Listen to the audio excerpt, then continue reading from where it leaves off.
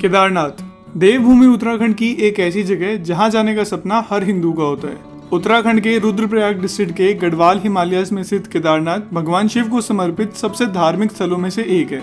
अगर आप केदारनाथ के इस भव्य मंदिर की यात्रा प्लान कर रहे हैं तो आज के वीडियो में मैं आपको एक पूरा टूर प्लान एक्सप्लेन करूंगा कि आप कैसे केदारनाथ आ सकते हैं, यहाँ आकर आपको क्या क्या फैसिलिटीज मिलेगी और आपका ओवरऑल खर्चा कितना होगा। इस वीडियो को एंड तक जरूर देखना क्योंकि इस वीडियो में मैं केदारनाथ से रिलेटेड सारे टॉपिक्स कवर करने वाला हूँ, जिसके बाद आपको इस यात्रा से रिलेटेड कोई भी कंफ्यूजन नहीं रहेगा। तो बिना किसी देरी के वीडियो शुरू करते हैं। सबसे पहले केदारनाथ की हिस्ट्री के बारे में कुछ जान लेते हैं। केदारनाथ का मंदिर महाभारत काल में पांडवों द्वारा बनाया गया था, जिसे आगे चल के 8th सेंचुरी में आदि शंकराचार्य जी ने रेनोवेट किया था। केदारनाथ का ये मंदिर भगवान शिव को समर्पित 12 ज्योतिर्लिंगों में से 5वां ज्योतिर्लिंग है और ये ज्योतिर्लिंग भगवान शिव के डिवाइन रेजिडेंस कैलाश पर्वत के सबसे नजदीक है। केदारनाथ पंच केदार मंदिरों का सबसे इम्पोर्टेंट हिस्सा है और पंच केदार के बाकी मंदिर जैसे कि तुंगनाथ, रुद्रनाथ, मध्य महेश्वर और कल्पेश्वर भी गढ़वाल माउंटेन रेंज में ही सिचुएटेड है। केदारनाथ की इतनी ज्यादा सिग्निफिकेंस होने की वजह से ऐसा माना जाता है कि केदारनाथ जैसा तीर्थ पूरी दुनिया में कोई नहीं है। केदारनाथ का मंदिर विंटर्स के टाइम पे हैवी स्नोफॉल की वजह से साल में सिर्फ 6 महीने खुला रहता है और आप मई से नवंबर तक ही यहाँ दर्शन करने आ सकते हैं।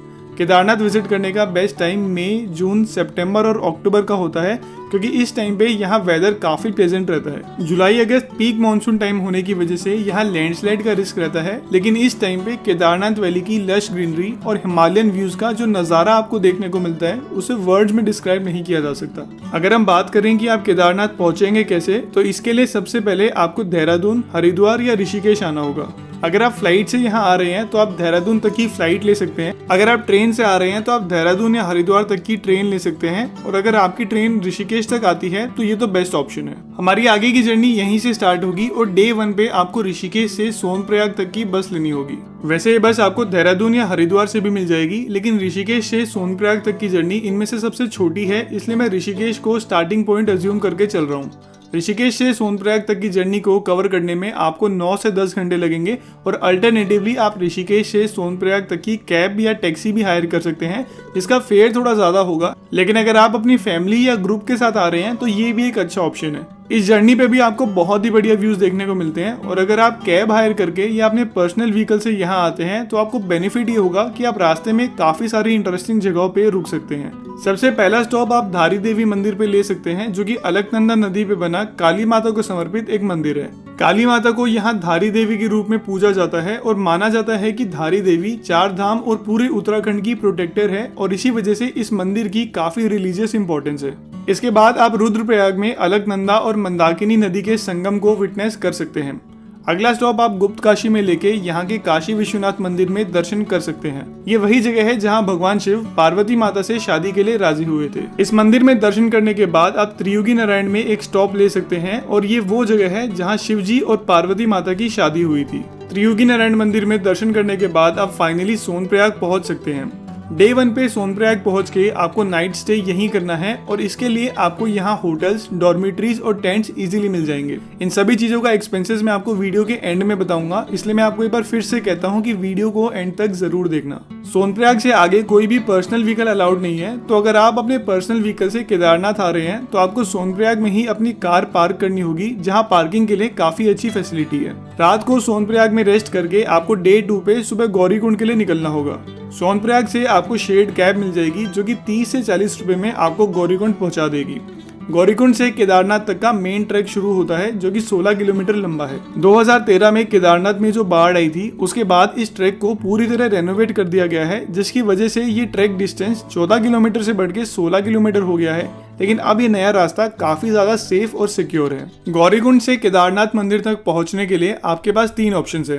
पहला ऑप्शन है कि आप गौरीकुंड से पैदल 16 किलोमीटर लंबा ट्रैक करें। दूसरा ऑप्शन है कि आप पिट्ठू या पोनी राइड लेके केदारनाथ पहुंचें और अगर आप इनमें से कोई भी ऑप्शन नहीं लेना चाहते तो यहाँ हेलीकॉप्टर फैसिलिटी भी अवेलेबल है। अगर आप हेलीकॉप्टर से केदारनाथ विजिट करना चाहते हैं तो आपको सोनप्रयाग से पहले फाटा में ही रुकना होगा, जहाँ से आपको केदारनाथ बेस कैंप तक का डायरेक्ट हेलीकॉप्टर मिल जाएगा, जो कि सिर्फ 50 मिनट में आपको बेस कैंप तक पहुंचा देगा। हालांकि मैं आपको स्ट्रांगली रिकमेंड करता हूं कि अगर आप फिट हैं तो आपको पैदल ही ये ट्रैक करना चाहिए, क्योंकि इस ट्रैक पे आपको पूरी केदारनाथ वैली के बहुत ही बढ़िया व्यूज देखने को मिलते हैं।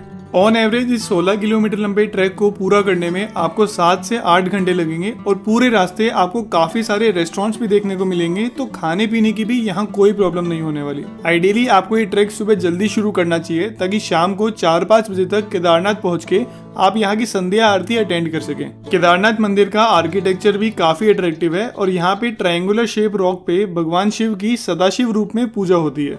शाम के टाइम पे केदारनाथ मंदिर में सिर्फ बाहर से ही दर्शन होते हैं, लेकिन सुबह के टाइम पे आप अच्छे से मंदिर के अंदर जाके पूजा और दर्शन कर सकते हैं। रात के स्टे के लिए भी केदारनाथ में काफी ऑप्शंस है और आप मंदिर के पास वाले होटल्स या गेस्ट हाउस या केदारनाथ मंदिर से सिर्फ 1 किलोमीटर पहले बेस कैंप के होटल्स, गेस्ट हाउस या टेंट्स में स्टे कर सकते हैं। डे 3 पे आप सुबह जल्दी उठ के केदारनाथ मंदिर की सुबह की आरती अटेंड कर सकते हैं। इस टाइम पे आप मंदिर के अंदर जाके पूरे मंदिर के दर्शन और पूजा कर सकते हैं।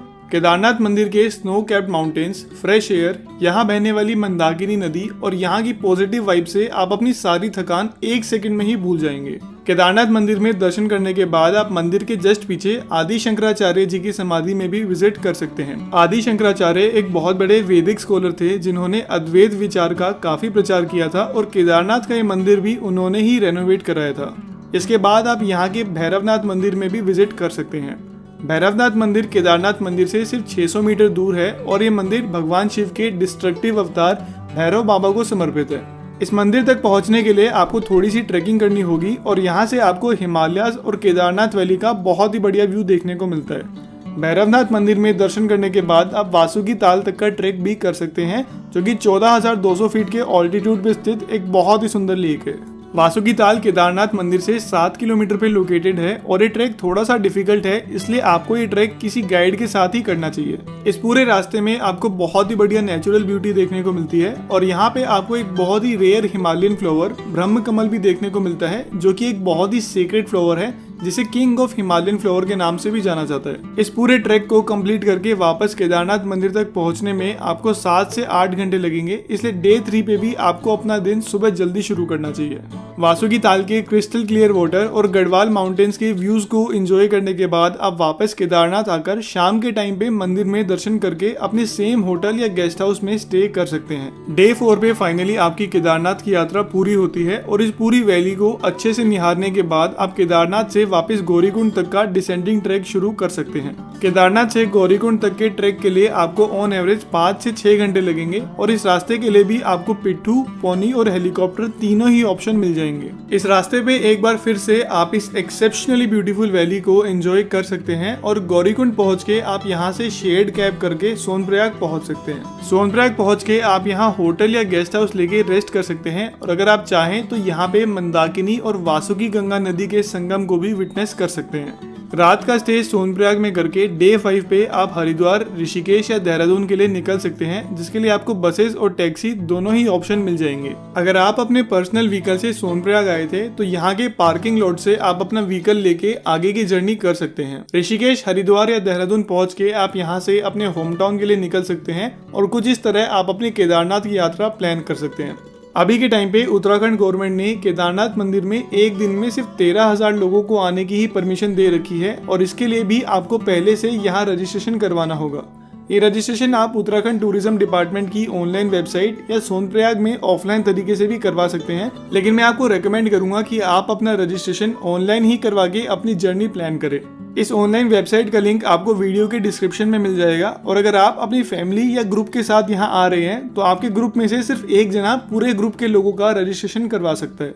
एक बोनस टिप मैं आपको देना चाहूंगा कि समर्स के टाइम पे भी केदारनाथ में दिन का टेम्परेचर 10 से 15 डिग्री और रात का टेम्परेचर 0 से 3 डिग्री तक चला जाता है, इसलिए आप यहाँ अपने विंटर क्लोथ्स लेकर ही आएं। तो अब बात कर लेते हैं इस पूरी यात्रा के बजट के बारे में। तो डे 1 पे आपको ऋषिकेश से सोनप्रयाग तक की बस 500 से 700 रुपए में मिल जाएगी और अगर आप टैक्सी हायर करते हैं तो उसकी कॉस्ट आपको 6 से 7 हजार तक लगेगी। सोनप्रयाग में स्टे के ऑप्शंस की बात करें तो आपको यहाँ होटल का रेंट 1000 से 1200 रुपए तक का मिलेगा और अगर आप डॉर्मेटरीज में रुकते हैं तो उसका रेंट आपको 300 से 400 रुपए तक मिलेगा। अगर आप अपने पर्सनल व्हीकल से सोनप्रयाग आते हैं तो यहाँ के पार्किंग लॉट में आपको 50 रुपए पर डे के हिसाब से पार्किंग फैसिलिटी मिल जाएगी। मील्स की बात करें तो सोनप्रयाग में काफी सारे रेस्टोरेंट्स और फूड स्टॉल हैं जहां से आपको 100 से 150 रुपए में काफी अच्छा खाना मिल जाएगा। डे 2 पे सोनप्रयाग से गौरीकुंड तक की शेयर्ड कैब का फेयर आपको 30 से 40 रुपए लगेगा और गौरीकुंड से केदारनाथ तक की पोनी राइड का फेयर आपको 2300 रुपए लगेगा और यही राइड अगर आप सोनप्रयाग से लेते हैं तो आपको 2500 रुपए लगेंगे। पिट्ठू राइड के लिए गौरीकुंड से केदारनाथ तक के लिए आपको डिपेंडिंग ऑन योर वेट 4500 से 6500 रुपए लगेंगे और फाटा से केदारनाथ तक की हेलीकॉप्टर राइड के लिए आपको वन वे के 2400 और राउंड ट्रिप के 4800 रुपए लगेंगे।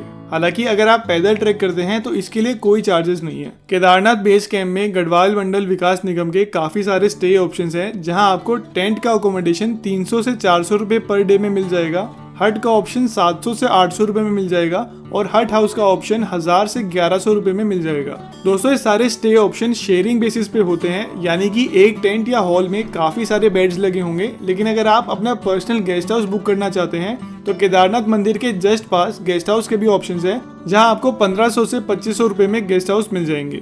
फूड के चार्जेस यहाँ थोड़े से एक्सपेंसिव होते हैं और यहाँ पर मील आपको 200 रुपए में मिल जाएगी। केदारनाथ मंदिर में प्रसाद के भी 3 ऑप्शंस होते हैं और आप 100, 200 और 300 रुपए के अलग अलग प्रसाद के पैकेट्स ले सकते हैं। डे 3 पे भी आपका अकोमोडेशन का खर्चा सेम ही होगा और साइट सीइंग का यहाँ कोई चार्जेस नहीं है। डे 4 पे केदारनाथ से गौरीकुंड तक वापस आने का पोनी, पिट्ठू और हेलीकॉप्टर का खर्चा ऑलमोस्ट सेम ही होगा और सोनप्रयाग पहुंच के भी आपका 1000 से 1200 रुपए में होटल्स और 300 से 400 रुपए में डॉर्मेटरीज के ऑप्शंस मिल जाएंगे। पूरे रास्ते आपको खाने के लिए भी काफी रेस्टोरेंट्स मिल जाएंगे जहां पे आपको पर मील का खर्चा 100 से 150 रुपए तक होगा। डे 5 पे वापस सोनप्रयाग से ऋषिकेश तक की बस आपको सेम 500 से 700 रुपए में मिल जाएगी और वहां से आप अपने होम टाउन के लिए निकल सकते हैं। दोस्तों मई और जून केदारनाथ में पीक सीजन होता है और अगर इस टाइम पे आप यहाँ आते हैं तो आपको यहाँ भीड़ भी काफी मिलेगी और हर चीज के रेट्स भी आपको यहाँ ज्यादा ही देखने को मिलेंगे। इसलिए मैं आपको रेकमेंड करूंगा कि आप मई जून के अलावा किसी और टाइम पे यहाँ विजिट करने आए।